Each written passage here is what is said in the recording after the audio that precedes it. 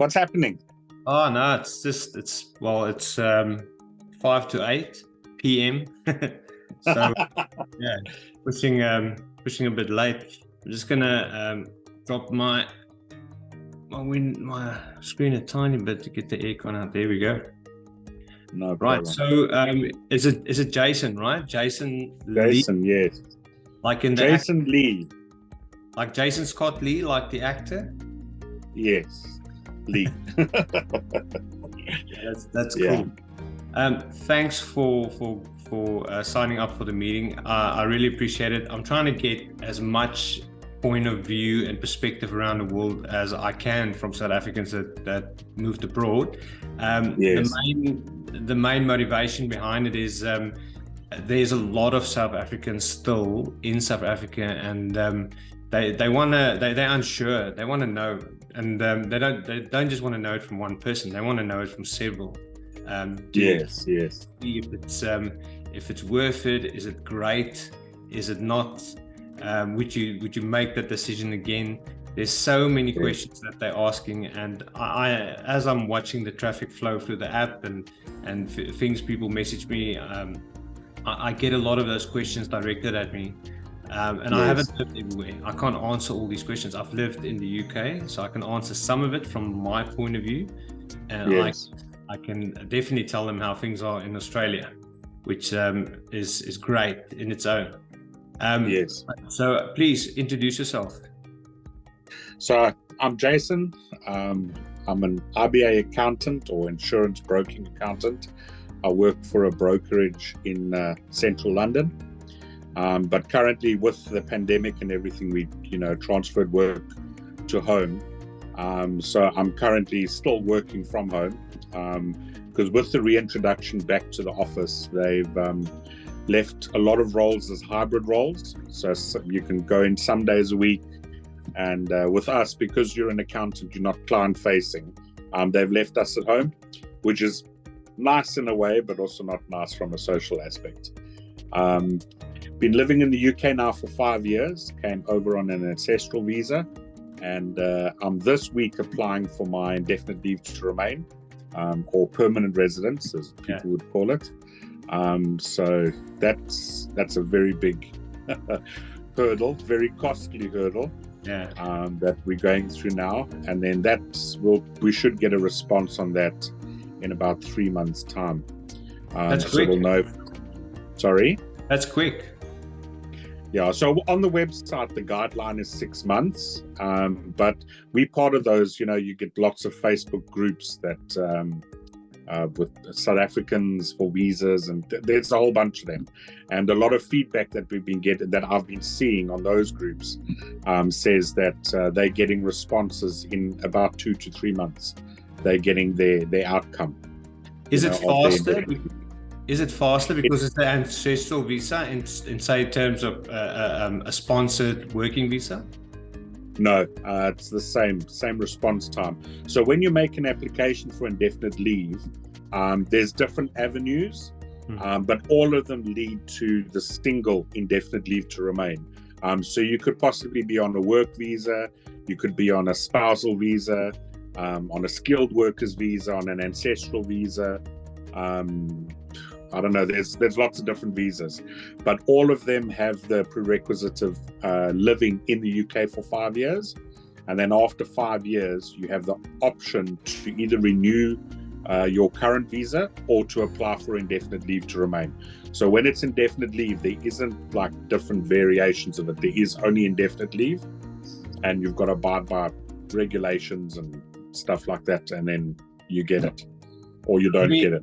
Let me pick your brain about that for a second. I'm going off script a bit, but this is no problem. Good information, and I reckon there's a lot of people that's going to want to hear this. So when we went over, my wife and I, we went on skilled visas. So as far as I remember, the waiting period or the time you actually had to work in the UK was a bit longer than 5 years. I almost think it was like 9 or 8 years. Did I get it wrong back then, or did the rules change in the last couple of years where it actually allows you to do 5 years? I'm not sure, because I do know that you get certain work visas that are broken up into 2.5 years. So you have to work for 2.5 years, then you have to extend the visa for another 2.5 years to make up the 5. You're not restricted to the amount of time that you're on your visa, but the minimum requirement for indefinite leave to remain is that you have had to have been resident in the UK for a minimum of 5 years. Right. So you can't do it 3 years. Yeah, we went on a 3-year visa. I remember now. Yes. So we had to renew for another 3 years. So in that 3-year period, when we hit 5 or 6, that's when we would have applied for leave to remain. But yes, we decided the cost of doing that and the cost of getting a summer that's at least 3 or 4 months longer than the UK is still cheaper. It's cheaper to come over here. So we made that decision. Yes. But I always say it, and I do mean it, I love the UK. I absolutely loved it. Yes. I love the architecture, the culture, and the people. The people were so friendly. And we made friends quickly, my wife and I. We didn't struggle or anything like that. So let me just get my notifications. There we go. Sorry about that. Right. So we went off script a tiny bit there, but this is valuable information, and thanks for sharing. Now I'm going to start with the basics, and you probably know where I'm going. Why did you leave South Africa for the UK? So my folks came over, well, majority of my family moved over in 1999. And back then I was still wet behind the ears, young bloke, believed in my country. I'm going to stay, I'm going to stick it out, I'm happy here. And just as each year went by, I just noticed in work and in social environments and stuff like that, it became increasingly more difficult to live as a white South African there. It's going to sound racist, but I in no way feel that way towards other cultures. I mean, I'm living in the UK now where it's multicultural and absolutely, you've got to be careful what you say and stuff. And it's just South Africa started becoming like that every year. It started getting more bad in the sense of you can't say certain things, you can't look at a person a certain way, you can't do certain things because immediately you were pointed at saying you're being racist, you're being racist. And I worked in senior management in a couple of restaurants where having your staff are predominantly African. Very few white people were going into restaurants and becoming waiters and waitresses and bar people, so you're working with the African culture. And it was becoming very difficult to manage a restaurant because you're a white manager and they see you as a person that's authoritative over them, and they bring the apartheid thing into it. You're trying to govern this restaurant like it's apartheid, and it's like it's not. It's about the client. It's about the customer. We want our customers coming back. I was a very strict manager, extremely strict, very critical of work processes and stuff like that. And I just found over time, it just became very difficult looking for work, as a white male. I couldn't go into the industry I wanted to go into because I wanted to move into accounting.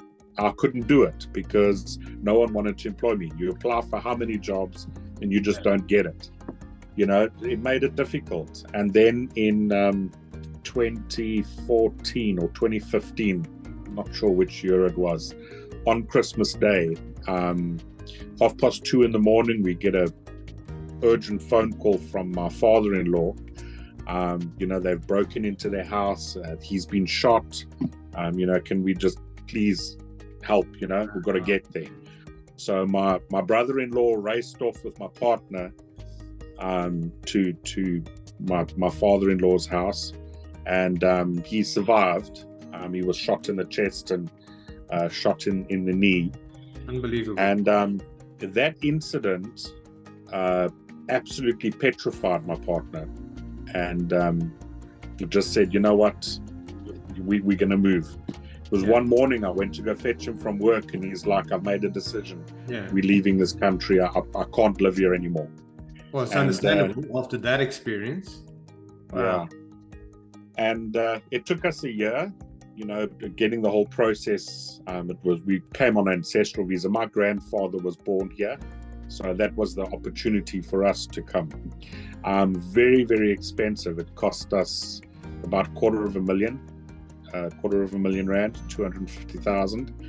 Very expensive process, but it's a process I won't ever, if ever asked, you know, will you do it again? On my days, yes. Yeah, I remember. I mean, even the sponsored visa, it wasn't $250,000, but I think it was climbing right up to 60,000-70,000 rands that we had to pay, including plane tickets and just getting everything sorted, the paperwork.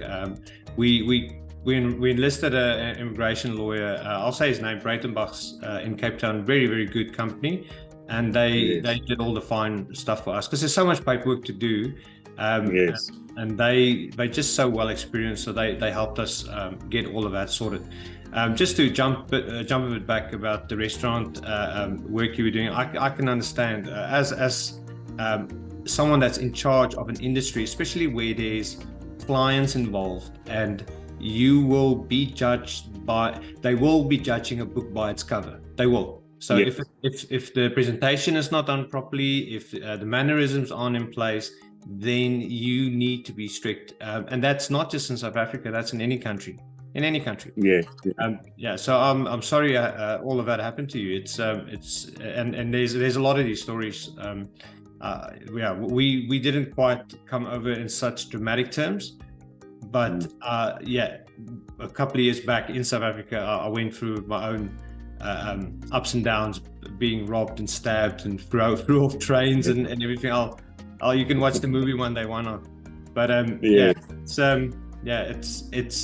it's hard, but it's such a rush of fresh air when you get off the plane at Heathrow and you walk outside through those doors and you realize, wow, I've made it. It. No one's going to try and well, it's still London. There's still stuff happening, but it's not. It doesn't compare at all with, say, for instance, a place like Johannesburg. Yes. It's at the end of the day, it's every cent worth it. It doesn't matter how much it costs. I'll always say, if you can give that to your children, do it. Yes, South Africa is beautiful. It's wonderful. It's got the big five. It's got the beaches. It's got everything. But at the end of the day, if you're not safe, you can't really enjoy those things fully. Right? Yeah. Thanks for that. That's great. I'm going to jump into the second question. Sure. How has your experience living in the UK been different from living in South Africa? Wow. I think firstly, culturally, it's completely different. You'd think that it doesn't vary place to place, but it does. In South Africa, you're used to being cautious, always watching people. So when you first move here, there's lots of Africans around, and you have that South African in you that is cautious. You're always suspecting what's this person's intention and that sort of thing. I'd say for the first year, I still had that South African fear in me for these other people. And I mean, there's a lot of them. There's lots of Indians, there's lots of Africans, but they keep to themselves in a sense here. Like it's South Africa, it's easy to just go knock on your friend's door, You don't have to have an appointment, you don't have to have a meeting. We're here for coffee, It's quick and easy.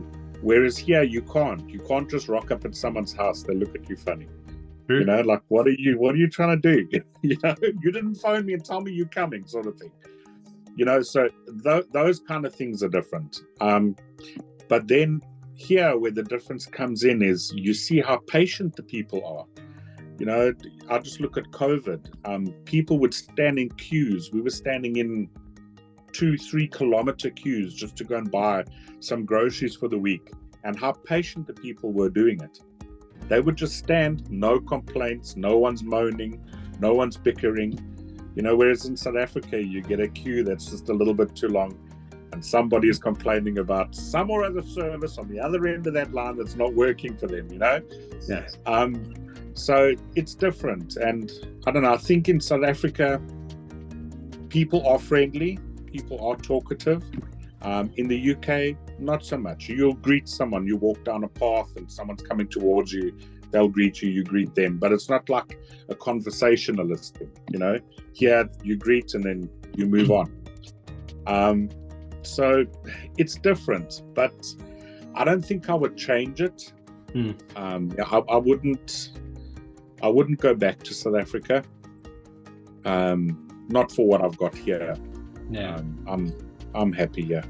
The thing is with overseas, and there's much less South Africans because it's another country, number one, and because my wife and I, we spoke about this a lot, and it's probably one of the biggest reasons we started Worsia, the app, is for South Africans to connect with one another, but especially the ones sharing similar interests. So if you go on the app, you'll see there's an advanced search section where you can actually search for interest in the city where you live, and you'll get hits of other South Africans that, say, for instance, likes hiking, likes fishing, those sort of things. And then you can reach out and connect with them, because we've met wonderful, great South Africans everywhere where we lived, and we all became really good friends. And with all due respect to all of them, it's hard sometimes to find friends that becomes family. And I've met South Africans that they found it. They made the best of friends. It's like Phyffer and blood. But like you said, not just randomly knocking on doors saying, "Hey, we're here for coffee. Yeah, we brought some cook sisters or whatever." Just that community. Is something that we really longed for. But you're right.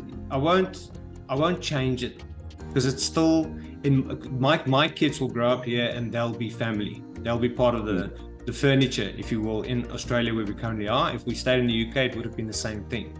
For us, that's a sacrifice we made for them to have that luxury and to have that safety.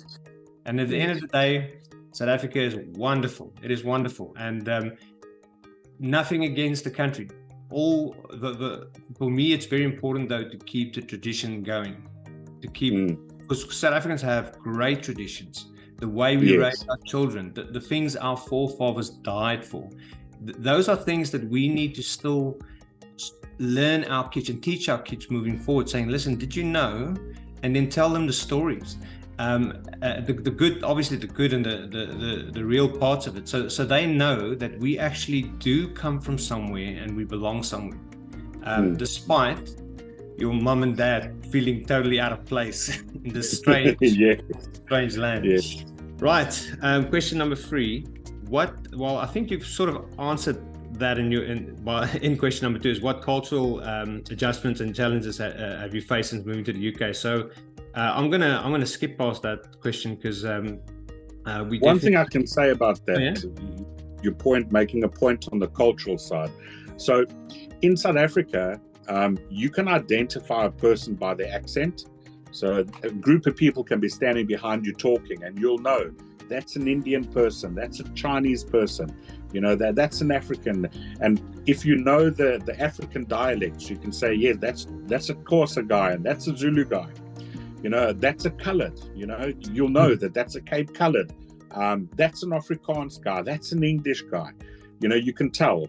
And something that really struck me when we first moved here, we were here probably about 2 weeks, and we were standing in the queue at Tesco, which is like a Pick and Pay of sorts, you know.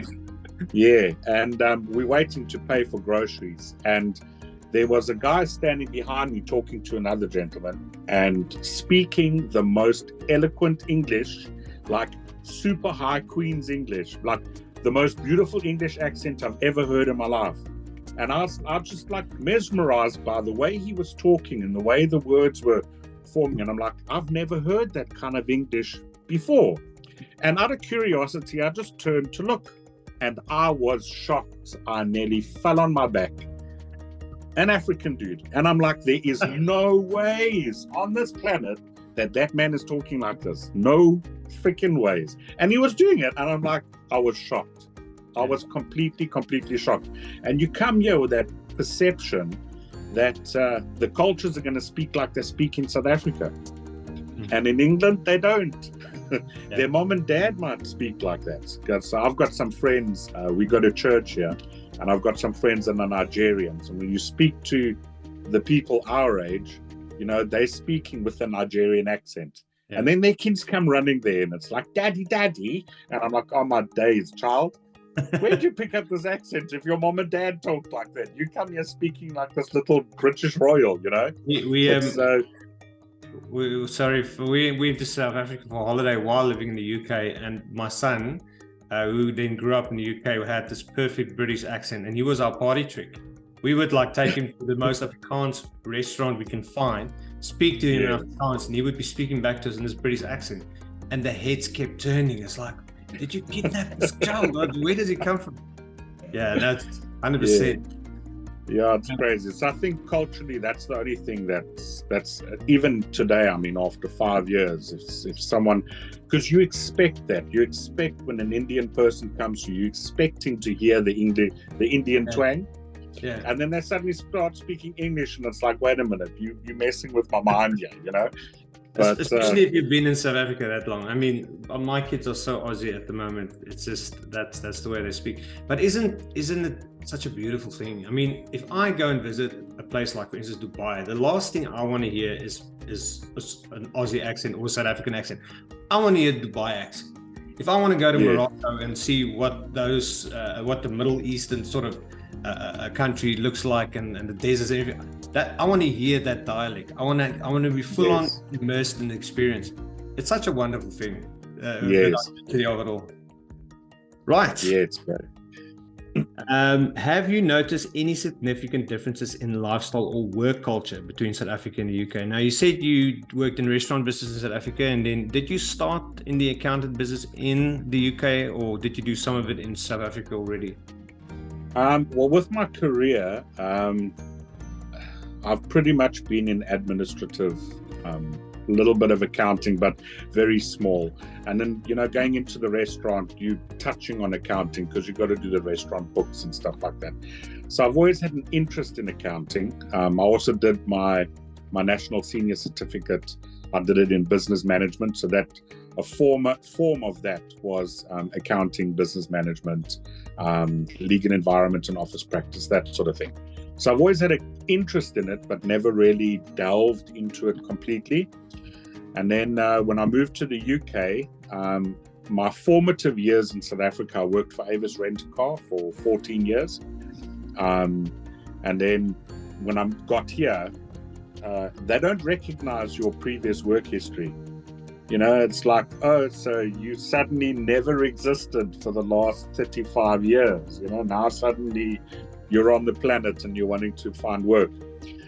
So I had to pretty much take what I could get. And the first job I got was working again for Avis, you know, right at the bottom. Did that for 6 months and then went and worked for a kitchen company.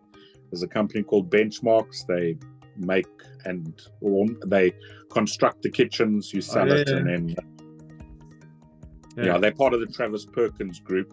Absolutely hated that job. I think that was my second year in the UK, and I suffered from major depression. Never knew that I had depression, but I was so unhappy in that second year that I lived in this country.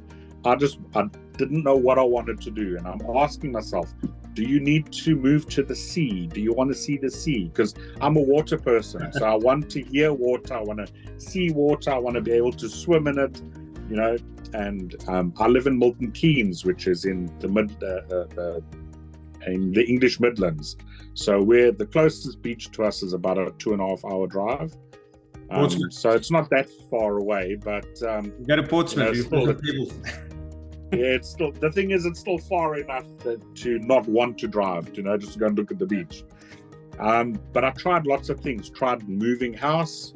Maybe it was a house, moved to a different town. Just nothing really happened. And then one day, a similar role to what I'm doing now popped up, and I'm like, let me just apply for it and see. And that's how I got into the insurance accounting side. And I tell you, from that day onwards, just every single day just got better and better and better. And you're working from home. You're working from home. And I'm working from home. How great is that? Yeah. We've got friends that does that. They work from home permanently, and they in high-end positions. I'm like, wow. It's like, just can you imagine? You can live anywhere you want in Australia, because right where we are is a very cold state. So why not then move up to somewhere a bit warmer? I mean, it's just you're working from home. No one's going to care as long as you log on at the same time every morning. No, I think if you're in a position to be able to do that, wow, well done. You've done well. Yeah. One thing I must say about the work culture in this country that makes it very different to South Africa. I don't know, chatting in the past, previous years, I've heard, before we moved over, heard that people love South Africans because they work so hard. Then we moved here and we got work. And now we know why they say South Africans work so hard. Because let me tell you, the work ethic and the work culture in this country is vastly different from South Africa. Yeah. You can get a job in South Africa, a nice cushy manager's job where you overseeing people, but it takes very little effort.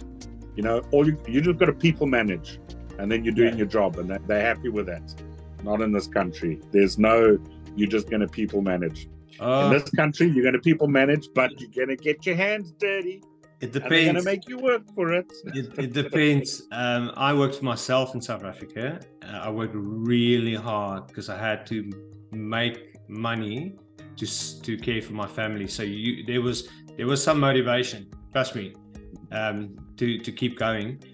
In the UK, it felt for me just the opposite. It felt like, oh yes, okay, we worked hard. I mean, I was an IT manager for a school, and it was a lot of work, especially during holiday times. You need to get stuff done and computers out and upgrades and software. But it felt I could take a breather. It felt I could take a step back, and there's no rush pushing me from the behind, because I know my salary was coming, no matter what. If I'm a day off sick, it's fine.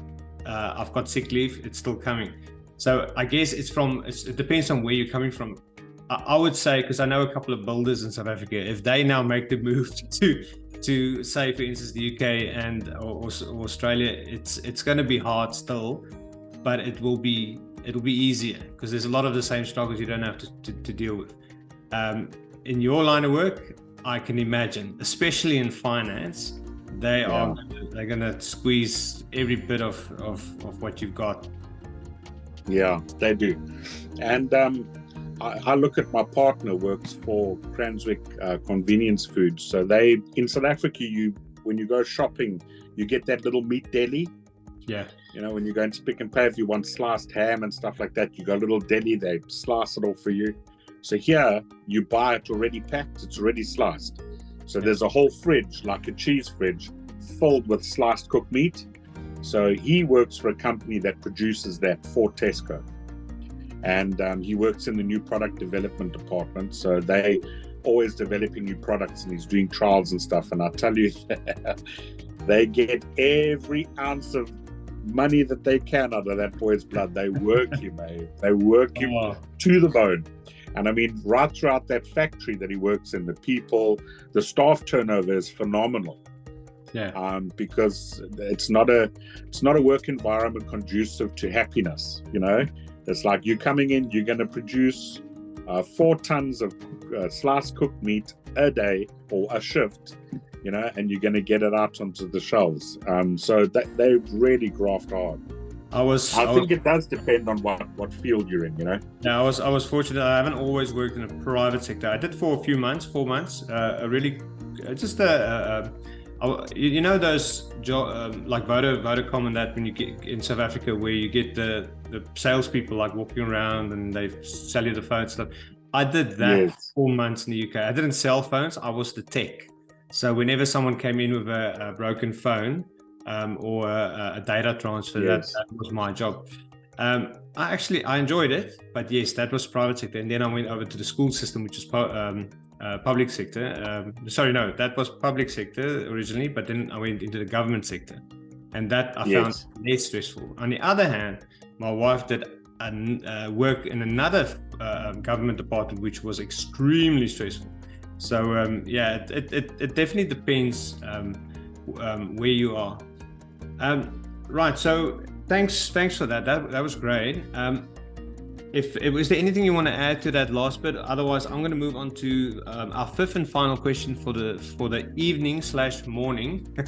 And I've just received my 10-minute warning on Zoom. So oh my days. It goes quick when you're having fun. Yes, it does. Right. So if you're happy, question number 5.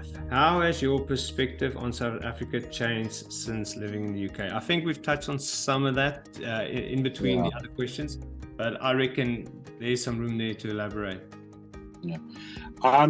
Well, we've been back since being in the UK. We've been back for 2 holidays. We went back in 2019, and then we went back last year because we still got family there, so go and visit them. And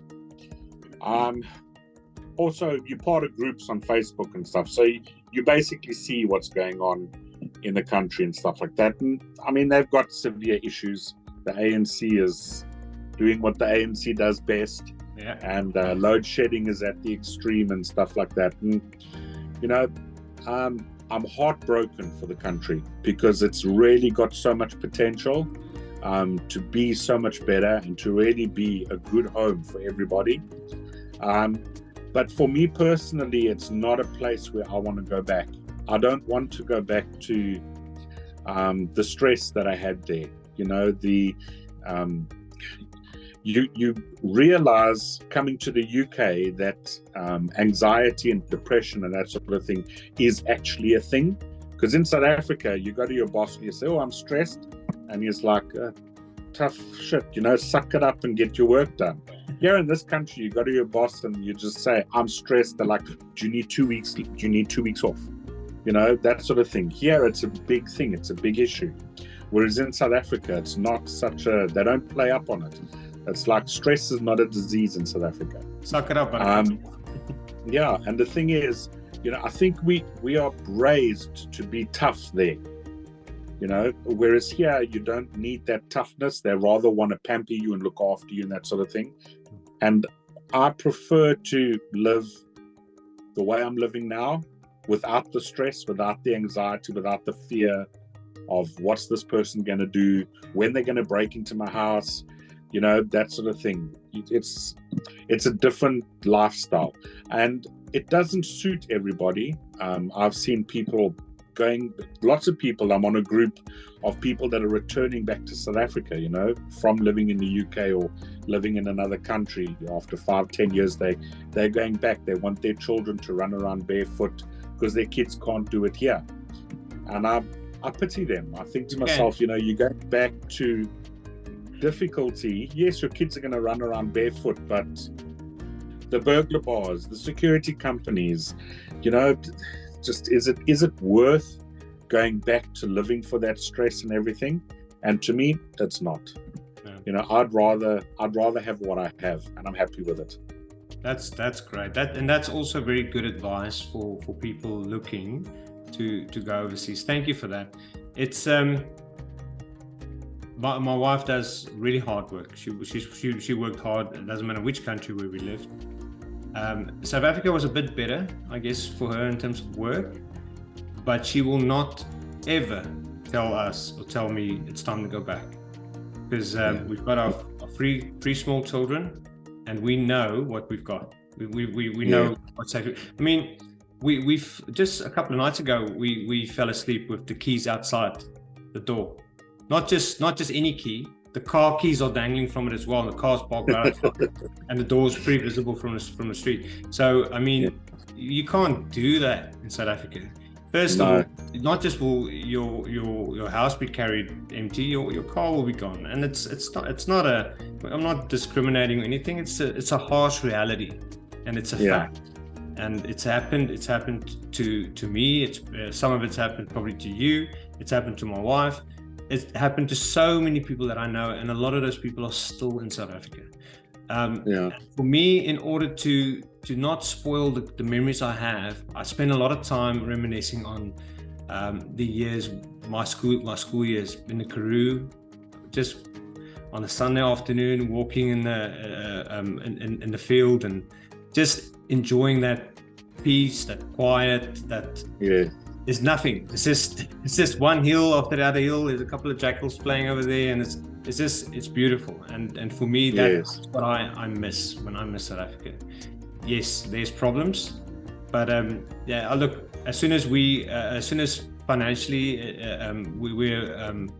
we have the means of going back for a visit, I'll definitely want to do that.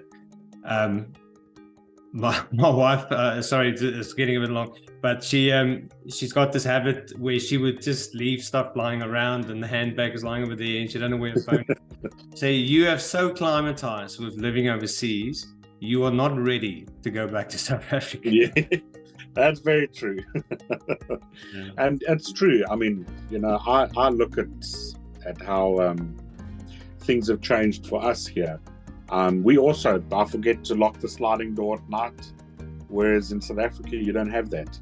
Here, you don't have burglar bars, you just got plain windows that are just open. And you go back we went on holiday last year, and it's just how you living behind tready doors and burglar bars and everything, and the between the lounge and the bedroom, there's another security gate, and the alarm gets put on at night. So go to the toilet before you go to bed, and I'm like, it's not a life I would want to go back to again. It's exhausting. You can't. My sister-in-law was, what do you call it, smash and grabbed her just this past week, stole her cell phone and tried to get hold of her handbag, and she's all rattled about it and stuff. And I'm like, but that can't be a norm. You can't. Yes, it happens every day. It happens probably every minute in South Africa, but it shouldn't be a norm. No. That's not a way to live. That you can't use your phone or something like that. It's not conducive to a happy lifestyle. And in this country, you can walk around with your phone in your hand and not worry that someone's going to run past you and snatch it out and stuff like that. But each to their own. You get people that defend it, and that'll say, that's just life and get on with it. But for me, it's not the kind of life I want to live. Yeah, true. Jason, thank you so much. The clock says we've got 2 minutes left, but I think we've planned it. We've planned it perfectly. It worked out well. Thank you. Yeah, no worries. You're welcome. I've recently interviewed someone from the UK, and it was a different scenario. It's good to get everyone's perspective, and I'm going to be interviewing a few more people in specifically London, those areas, because it's such a compressed wealth of different experiences, because there's so many different cultures living in such a small place, really. Again, thank you so much, and have a good day. I will. You have a good evening, and anytime I'm available, you can just message or phone me, and we can do another chat if you want. No problem.